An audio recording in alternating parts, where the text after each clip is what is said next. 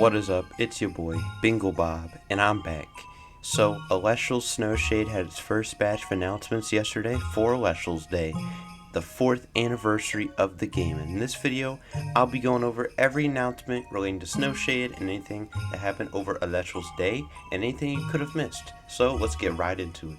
The first card I'll be talking about in Snowshade that was announced is Tadpuff Escape from Tartarus. Now, this isn't actually a new card. This is a card we've seen before in Shatterstar's Ethereal, but this is like its official printing now, I guess. So we have Tadpuff Escape from Tartarus. It's a 1/1, 1-cost water. It says this Tadpuff can be special cast from your hand with a water if you also expend a water. But you cannot use this Tadpuff or its spirits into enchanting it into an Ascension unless it is Zephyrog. So basically, old Tadpuff, you didn't know, said you can special cast it if you expend 1, which on paper, doesn't sound that bad, but it gets out of hand when you include Lourigon and Lourigon Champ with Aphrodite in it, because then it's like, okay, you special Tadpuff, normal send Lock Champ, and then search Aphrodite, special cast Lourigon base, and then you pop a card and heal 2, and then on top of that, say if the Lourigon were to die, Lourigon was at 3, so you could just play another Lourigon special cast, or you could go Tadpuff, normal Ascension into Lourigon Champ to special cast a Lourigon base. So yeah, he was really powerful. Now he only goes into Zephyrog, which I think is for the better, but Zephyrog, the champ at least, is not good. I just have to say that. That's a little side rant. It's not good. Hello, darkness, my friend. And this card is probably not good now, but I think that's for the better rather than it being super broken. So yeah, the next card of discussion is EyeWoolie, Champion of Keon, Escape from Tartarus. That is a mouthful of a name, but for good reason. It's a 7/5, 2-cost Frost Elestral. It says you can expend 1 Frost in order to send the top 3 cards from your deck to your underworld, then return a Champion of Keon sent this way to your hand. So if you think it works like Dougie, to my knowledge of reading this, it doesn't. It is just saying if you mill a Champion Keon off the top 3 mills, you can return it to your hand. Not from your underworld, this way to your hand. So, it's pretty garbage, but like I said, for good reason. The name is long for good reason, because the old Champion Keon I've always said is the same stats, same cost. It said you can send the top 4 cards from your deck to your underworld. Okay, just 1 more card, sure. You can special cast any number of 1 Spirit Frost Elestrals sent this way to your underworld. So, as you can tell, it was very broken. It was very, very, very insane, especially with self-mill, which I'll get to later. They did buff self-mill, which, I don't mind as much as EyeWoolie. This card sucked, and I'm glad there's a Tartarus version that is also now garbage. Thank you, guys. Thank you, Elestrals. Now I don't have to deal with this card anymore. And that's that. The next card is our first Morphfrost Champion of Hades that we've seen an effect from, and this card actually looks really, really sick. This card is Morphfrost Champion of Hades Draco form. It's a 6/3, 2-cost Morphfrost. I think this is the first 2-cost Morphfrost we've seen ever, so this is actually a really big card, or I should say substantial card. Its effect says you can expend 1 Frost in order to target a Morphfrost or Champion of Hades in your underworld, and then this Morphfrost gains all of the effects of the target Elestral until the next turn. So we don't know what any other Champion of Hades do exactly, but we do know what all the Morphfrosts do. So the fact, just going off of that, knowing all the Morphfrost, just if, say, it was just Morphfrost effects, this card is insane. It can turn into Scorpio, Bat, I gave horrible examples, but you get my point. It can turn to any Morphfrost, which I think, Abominable. It can get crazy attack, potentially. This card, I think, has potential to be really, really good, especially with any Champion of Hades cards. Just put that into perspective. Any Champion of Hades in the underworld, it can gain the effect of that. So, say if there were, let's say a Cryo Scourge, it could gain the same effect as the Cryo Scourge, which I think is insane. I think that's pretty dang crazy, especially later down the line if, we have a really, really, really broken Hades card, that gets limited to 1 or something like that. This is just 3 extra copies of that. So I think this card could actually be very destructive. I don't know what the right word is, but it could get out of hand very quickly, right?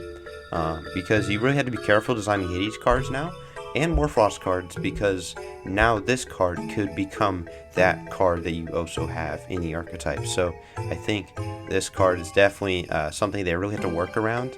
But regardless, I think this card is really, really good. But enough of me glazing the new Morphfrost. Now we have the real star of the show, especially in Frost, the Sinistrix line. These cards look really, really cool. They're like little dinosaur guys. We'll start with the Grimbite. This is a 3/3 1-cost Frost Elestral. It says this Grimbite can be normal cast from your underworld with a Frost if you also expend a Frost. So basically, say if you were to mill the card, if we're to die, you could just say, I'm going to use my normal cast to bring this guy back. And I think that's, not like a horrible thing, and especially it not being a special cast is very smart on the Elestrals development team. If it was, this would be very, very broken. But regardless, this is a very cool card, and its second effect says, when this Grimbite is destroyed, you can put it at the bottom of your deck in order to special cast a Grimtrex from your underworld with Frost Lunar. And Grimtrex is the Ascension. It says a 5/4 Lunar Frost. It says when you cast Grimtrex, you can search your deck for a I don't really know what that archetype is, but that rune, and add it to your hand. And then the second effect is when it is destroyed, put it at the bottom, and then special cast a Sinistrix with Frost Lunar from your underworld. And then we have Sinistrix, a 14/7. It is a double Frost, 1 Lunar, 3 cost. It says when you cast a Sinistrix, this Sinistrix from your underworld, you can suppress each face-up card on your opponent's field permanently.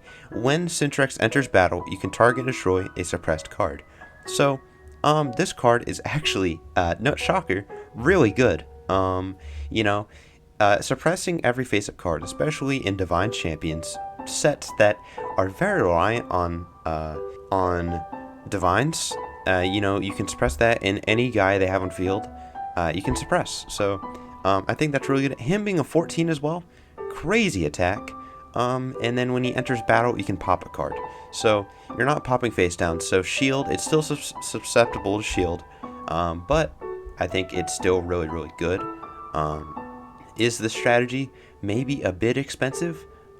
Yes, but who cares? These cards look really, really fun. These cards look fun. They look good. They look awesome. I love them. They're so cute. And Sinistrix looks awesome. Okay. The next card that was announced is Lourigon, Champion of Athena. It is a 5/8 2-cost Lunar that says this Lourigon cannot be destroyed by rune effects if you Nexused a Lunar this turn. The second effect says when this Lourigon receives 1 or more Lunar, you can return up to 2 Lunar from your underworld to your spirit deck.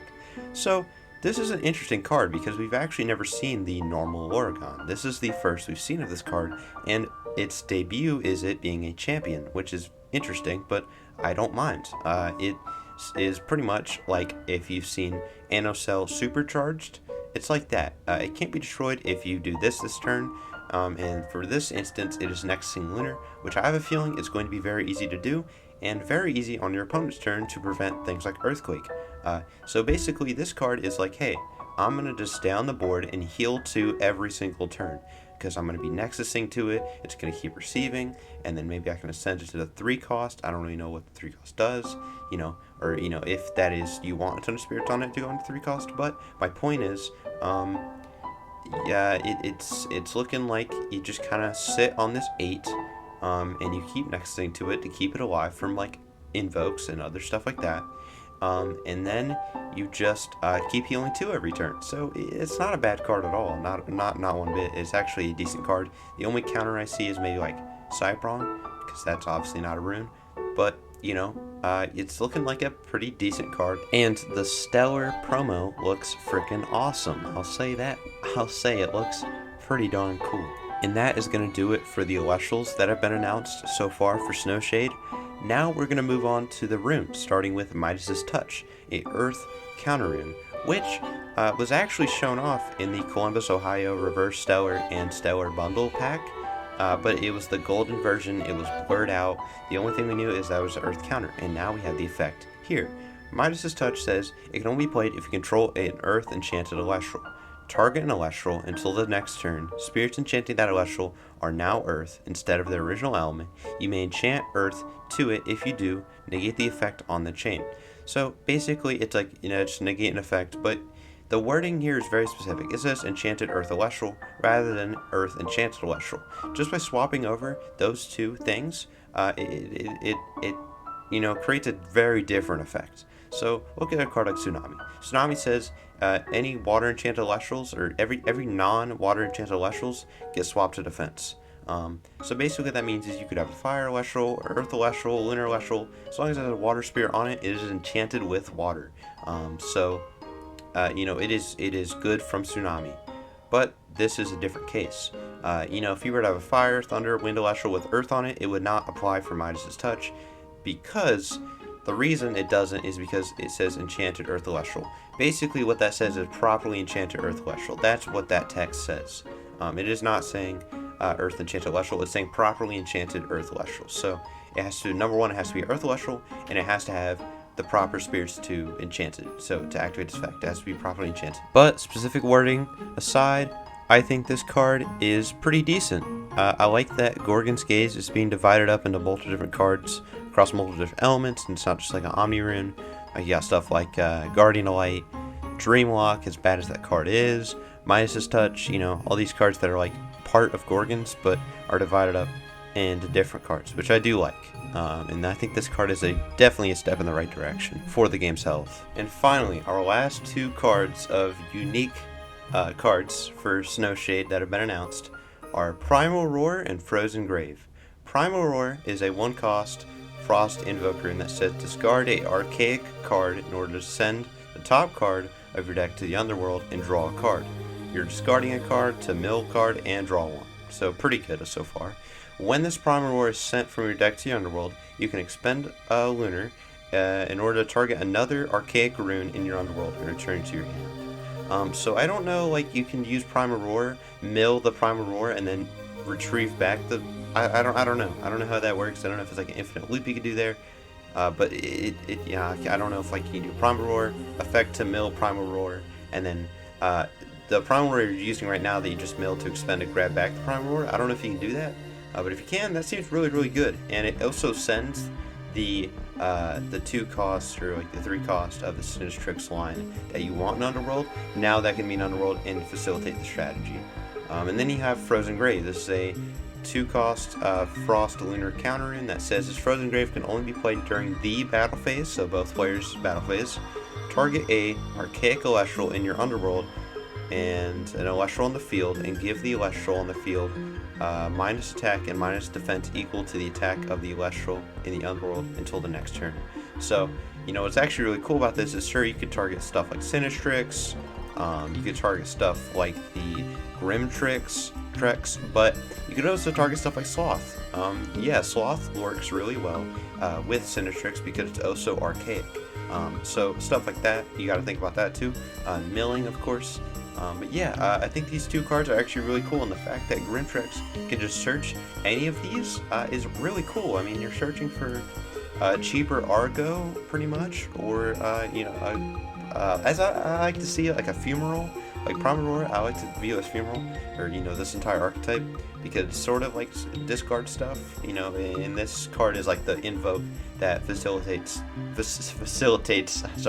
strategy, which I do like. And of course, you got the cool shiny cards of the set. You got the 4 Sinistrix and the X99 Grimbite.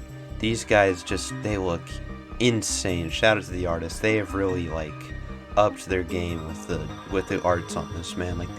They look so dang good. Even if I'm not playing Sinistrix, pulling one of these, I would not be upset. They look awesome. They look really, really cool, and they'd probably make me want to play the archetype. They look really awesome. I do love these arts. Really, really good looking full arts. And X99. Something that most people probably missed at the Collect Elestrals website, at the top of the Snowshade segment, or collection, you can see the Zaptor and Leviathan spirit next to a lot of the full arts of the Star Deck boss monsters. You got the Zaptor and the Leviathan. These look really cool looking. They're like this almost like ghost like hologram-ish. I don't know how to describe them. Like look to them, you know, they're like see-through, like one bright color. I think they look really, really cool. I like them a lot. They're different from the spirits that we've gotten recently, which I do love those, but this is also a good new take that I do like as well. And I'm really excited to see the rest of the spirits. And of course, you have all the forts you can see here. You have the Sinistrix right there, and then you have all 4 boss monsters, which is kind of hard to see the I forgot to say the Athena boss monster right there. But as you can see partly see most of them, which also look very cool. And I can only assume that those are the box toppers for the booster box of the set. But yeah, they look really, really nice. And another thing I know 100% most people missed is on another thing I'll collect. If you go to the Elestrals tab, you'll see that they added a lot of the new Elestrals, like the Sinistrix line, stuff like that. You know, cards they've announced are now part of the Elestrals roster. But another one is Lovato. If you go next to the Imperwat line, you can see Lovato. And the only time we've seen Lovato is the Stellar Champion of Shady Penguin one from the Awakens, or it was Awakened, yeah, Awakened promos, I think. And now we have a new art of it, and I'm, you know, just speculation that maybe we could see the Lovato Ascension line in Snowshade. I think that'd be really, really cool to see what these guys could do, you know, what to do with them there. I think they're fire, so that would be really, really sick to see. I just gotta say. I'm really hyped for what they could be, because I've always liked the Penguins, even though they haven't been very good. I've always kind of liked them, so to see maybe a good Penguin line, I'm hoping, would be awesome. That'd be super, super cool. And to go, just return back to Snowshade, the last thing I have to talk about is the Morphfrost Champion of Hades Draco Form pre-release Stellar promo for, I think, LGS's. This card looks really good. I think this card is going to be a good card as well. So I think this is a great pick for the pre-release promo. And I have a very strong suspicion that this is also going to be the God Pack Stellar, because every single pre-release promo Stellar has been the God Pack card of the set. For Firestorm, Flammoth was the God Pack Stellar. For Livestream, it was Barabas. For Sunstrike, it was Fossil. And for this, I would not be very surprised if it is just Morphfrost. Because, I mean, they've done it for every other pre-release Stellar. They've made the God Pack and this the same. So, I'm just saying, don't be surprised when the Morphfrost is the God Pack promo. It probably will be. But that's just my speculation. Obviously, that's not confirmed by anything. I have no concrete evidence of that, or I've never heard anything about that. I just, going off of the other 3 promos, I just have a feeling that's what it's going to be. And by far, one of the biggest announcements that was announced at Elestrals Day was Elestrals Beyond Open Beta. It is pretty much like an online digital client for Elestrals. It's not self-automated, but it's definitely a good way to play Elestrals online. You know, if you say you don't have an LGS near you, perfect. You can just play against random players, best of 1, best of 3. You can build decks. It's awesome, very cool, very easy to work with, and I would recommend it. You know, if you want to download it, I left a link in the description to the Elestrals website where you can just download it on Windows or Mac. I'm not sponsored, just being real, just being genuine when I say that this is a good way to play Elestrals, and I think it's definitely a step in the right direction when it comes to online clients related to Elestrals. But that's gonna wrap it up for this video. I hope you enjoyed. I hope everything was, you know, conveyed clearly. You know, any feedback at all, I appreciate it. Also, if I missed anything, it's like, yo, this is super important. Everybody missed this. I was really hoping you'd like show this off. Type it down in the comments. You know, say like, hey, you missed this. Be greatly appreciated. And yeah, that's, I guess I was gonna wrap it up. If there's any more announcements of Snowshade, as time recording, there's not, but hopefully there will be, and I'll make sure to cover them as quickly as I can. And yeah, that's about it. So catch you on the flip side.